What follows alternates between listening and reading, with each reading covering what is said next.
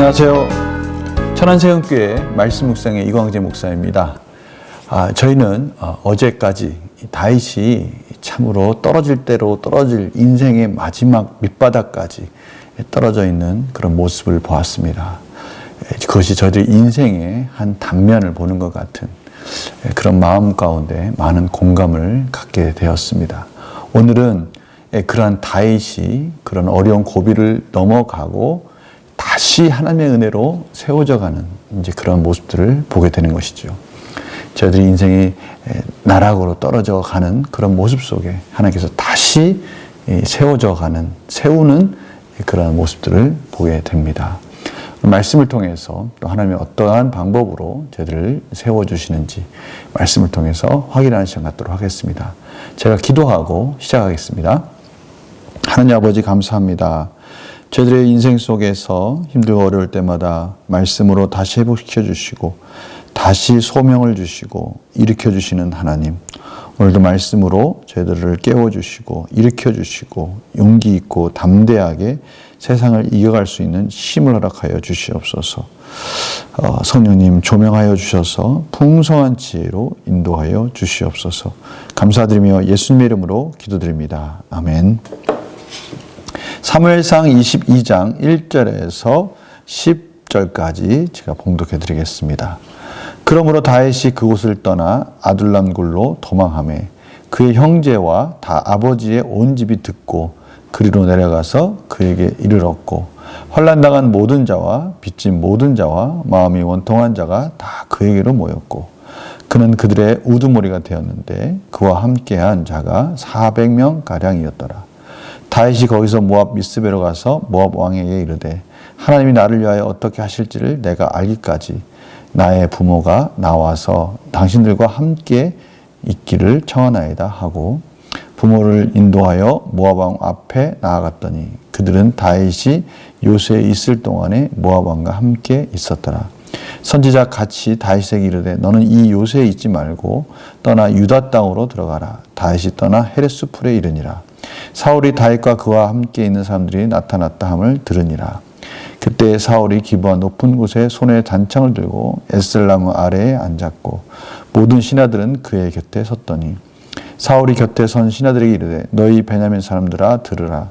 이새의 아들이 너희에게 각기 밭과 포도원을 주며 너희를 천부장 백부장으로 삼겠느냐?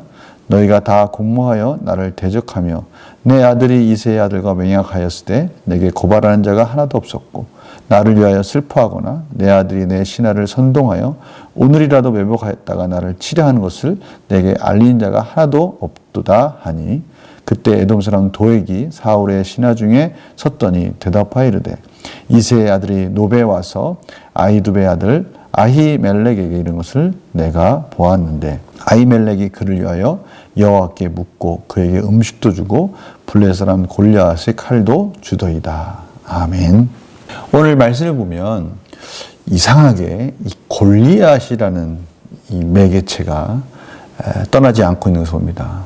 저희들이 앞에서 골리앗을 이긴 다윗, 그가 승승장구하다가 그 어려움 가운데 그의 영적으로 또 그의 상황적으로 정말 인생 밑바닥까지 떨어졌을 때 그는 또 골리앗이 장수로 있었던 가드로 피하게 되고요. 그 전에 이미 또 골리앗의 칼을 또 취하게 됩니다. 아히멜렉으로부터.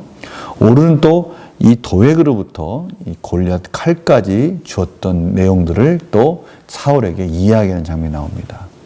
하나님께서 지금 끊임없이 다윗을 어떻게 이끌어가고 계시는지를 지금 연결해서 보여주고 계셔요. 그가 이겼던 승승장구했던 시절, 도망가는 시절, 지금 다시 쫓기는 그런 과정까지 하나하나 보여주면서 지금 다윗에게 떠나지 않고 있는 하나님의 시선을 저희들에게 보여주고 계시는 것이죠. 그렇습니다. 하나님께서는 저희들의 인생도 늘 주시하시면서 그의 백성들이 하나님의 은혜 가운데 하나님의 말씀 가운데 회복되어져서 하나님의 사명을 감당하기를 원하고 계시고 또 그렇게 훈련되어지는 것들에 하나님께서는 관심이 많으신 것이죠. 오늘 보십시오. 이 다윗이 가드 땅으로 가서 아기스에게 미친 척을 합니다. 그가 인생 속에서 얼마나 참으로 수치스럽고 비참한 그런 경험을 하게 됩니까? 그런데요, 하나님의 은혜가 그러한 곳에 있을지라도, 그러한 곳에 처할지라도 그 다윗을 놓지 않고 그를 구원해 주십니다. 오늘 보니까 그 땅에서 이제 도망갑니다. 어려움 속에서 다윗을 알아보는 신하들이 있음에도 불구하고, 분명히 다윗을 알아보는 신하들이 있었을 땐 잡혀서 죽을 수밖에 없는 그런 상황임에도 불구하고 다윗은 용케도 빠져나와서 아둘람 굴로 도망을 가게 되죠. 그 아둘람 굴에 도망을 왔다는 소문이 퍼지자 사울에게 숙청을 당할 수 있는 그의 다윗의 가족들이 오게 됩니다.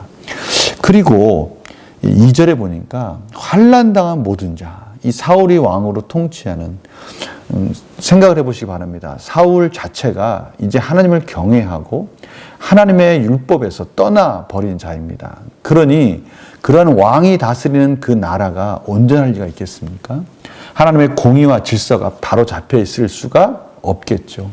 그러다 보니 이스라엘은 같은 민족끼리 돈을 주고 꿔주고 그것에 대해서 이자를 받는다든지, 또 그 이자를 착복함으로 인해서 이자를 갚지 못했을 때 종으로 삼는다든지, 그런 일은 있을 수가 없는 겁니다.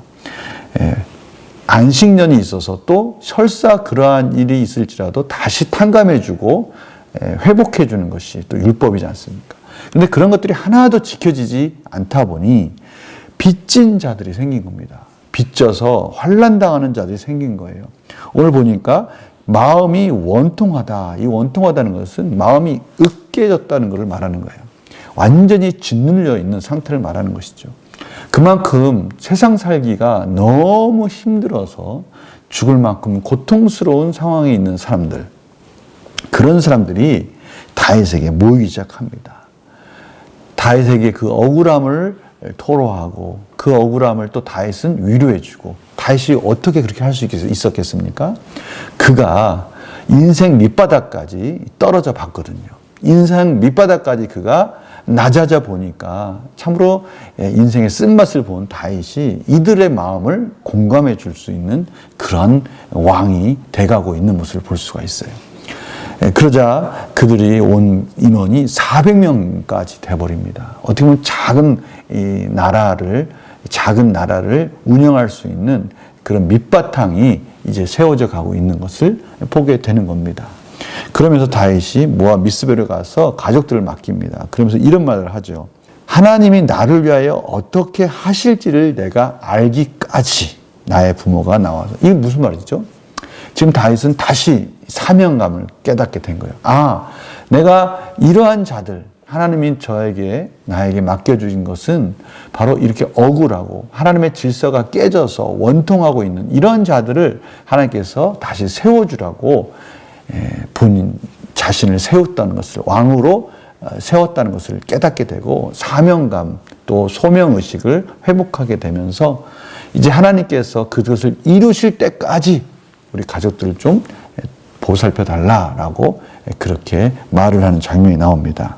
그리고 나서 그러한 상황 속에 선지자 같이 하나님 말씀으로 그 마음을 확신해 주십니다.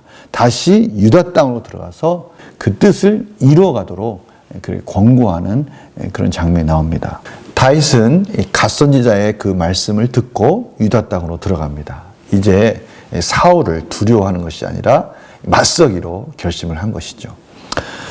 그러한 반면에 사울은요, 이 인간들에게 계속해서 사람들에게 의식하고 그들에게 의지하는 모습을 봅니다. 먼저 베냐민 사람들에게 말하는 거예요. 너희들이 지금 다윗에게 아부하고 있느냐? 다윗이 너희들을 천부장 백부장으로 삼아줄 줄 아느냐? 너희들이 지금 그것을 기대하고 지금 다윗 편에 있는 거냐? 라고 그렇게 그들에게 따지는 겁니다. 그러면서 또 자신의 신세를 또 한탄합니다. 보십시오. 내 아들 요나단도 나를 대적하고 있고 호신탐담 나를 노려서 죽이려고 하는 공모하는 자들이 이렇게 있는데 너희들 중에 어떻게 내 편이 이렇게 한 명도 없을 수 있느냐라고 그렇게 그들에게 말을 하는 것이죠.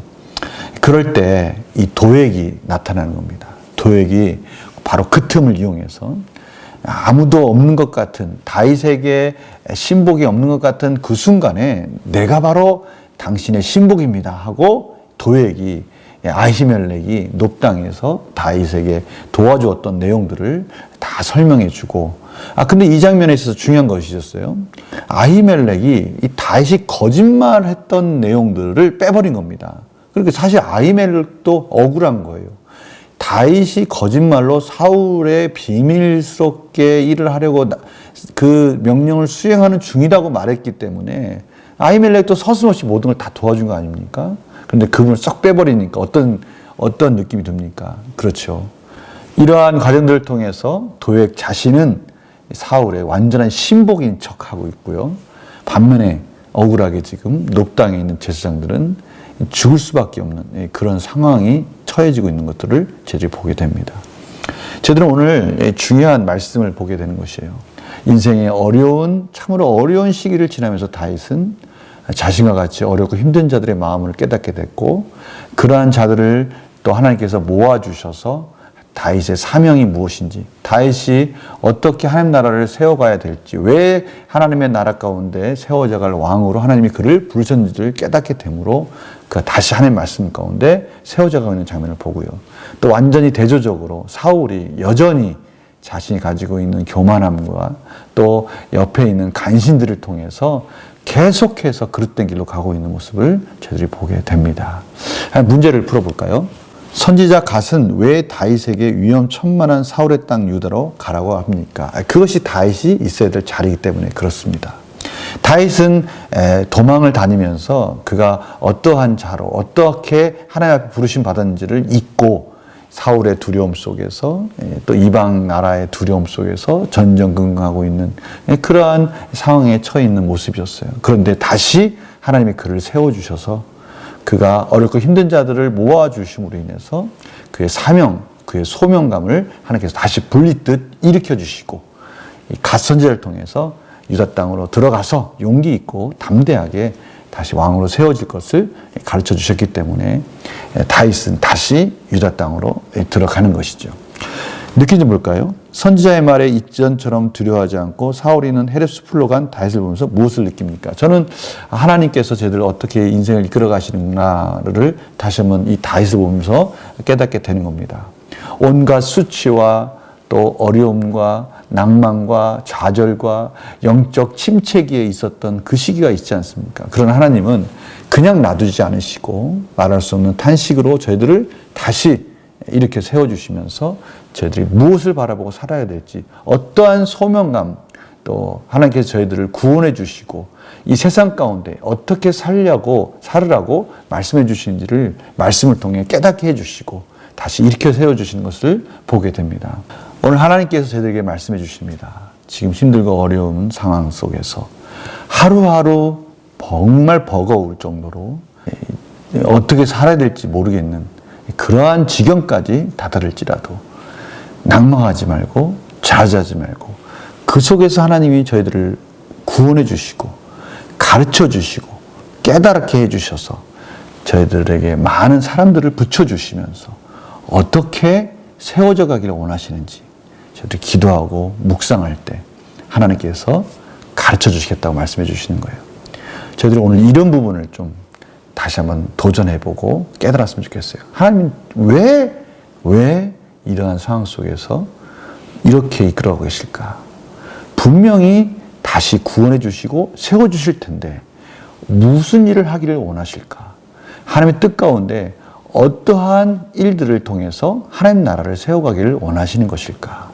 저희들 다시 한번 하나님의 지혜를 구하는 그러한 시간들이 되었으면 합니다. 제가 기도하고 마치겠습니다. 하나님께서 저희들을 인생의 어려움으로 몰아가고 계시고 힘들고 어려움 속에 처하게 해주시는 것조차도 하나님이 가르쳐 주시고 저희들에게 은혜를 베푸시는 과정이라는 것을 오늘 또 깨닫게 됩니다. 오늘 다윗에게 억울하고 원통한 자들을 붙여줌으로 인해서 다윗을 다시금 세워주신 것처럼 오늘 하나님께서 분명히 저희들을 구원해 주실 것이라고 말씀하셨습니다. 이제 저희들이 그러한 구원의 이후에 있을 하나님의 나라를 사모하고 바라보고 기대하고 하나님께 기도하며 한 걸음 한 걸음 나아가게 하여 주시옵시고 지혜 가운데 하나님께서 맡겨주신 하나님의 나라의 어떠한 모습으로 헌신할지를 저희들에게 깨닫게 하여 주셔서 하나님께 영광되는 세월을 아끼는 복된 인생이 되게 하여 주시옵소서. 감사드리며 예수님의 이름으로 기도드립니다. 아멘. 하나님이 저희들에게 처한 환경과 그 시간들, 내용들에게는 분명한 이유가 있습니다. 우리가 그런 부분들을 깨닫는 은혜를 달라고 기도하였으면 합니다. 거룩한 주일 승리하시고요. 저는 월요일날 새벽에 또 같이 하나님의 말씀 안에 만나는 시간 갖도록 하겠습니다. 안녕히 계세요.